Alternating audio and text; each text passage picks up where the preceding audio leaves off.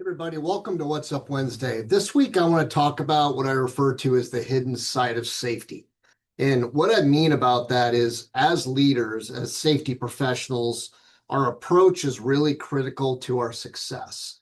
Now, I would say that what we don't say is often as important as what we do say. And what I mean by that is that we communicate in different ways with people. And when we look at the safety role, and actually any leadership role, but I'm going to keep this specific to health and safety, we have to look at the fact that we are selling a message or a value, if you want to call it. I guess safety would be considered a value, personal safety.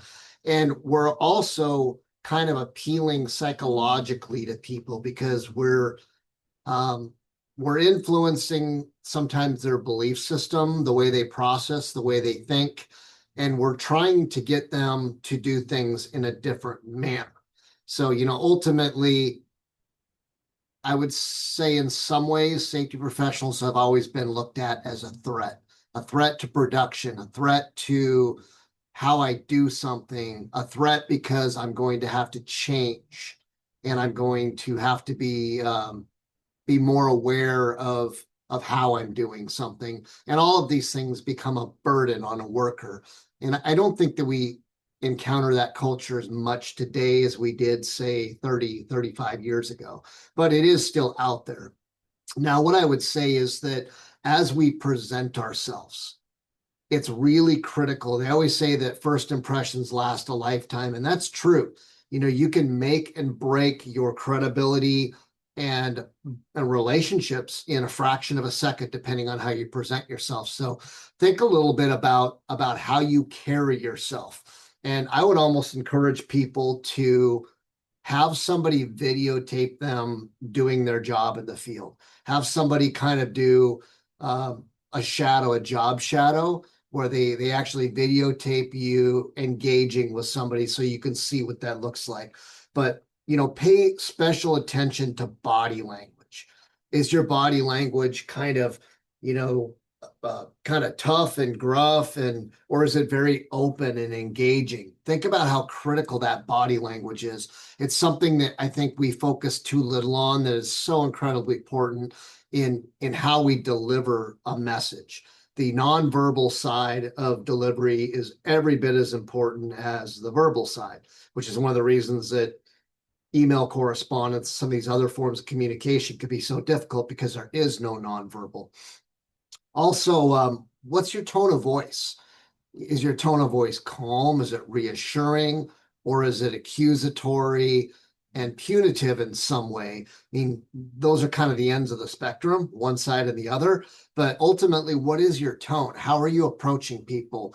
Are you coming at them aggressively, or are you coming at them with curiosity? When you're observing a situation where somebody should be wearing safety glasses, but they're not, or gloves, but they're not. Are you coming at them with guns blazing, or are you asking questions to try to understand why, so that you can get to the root cause of it and then come up with a solution? And then, the last thing is, how do you react under pressure? Are you going to get excited and animated? Are you going to remain calm? People feed off of that stuff.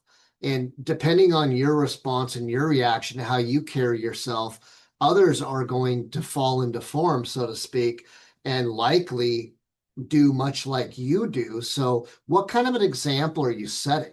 Think about how you carry yourself. And like I said, I think one of the most valuable things you could do is videotape yourself engaging with people to kind of see what that looks like. I know that when I film these What's Up Wednesdays and some of the other things I do, I rewatch these videos and I learn a lot about things I can do differently by watching those. And it's not the most comfortable thing in the world, but I think it's a fantastic tool available to you. Just have somebody walk with you on a job walk and videotape you when you're engaging with certain employees, to kind of see what that looks like.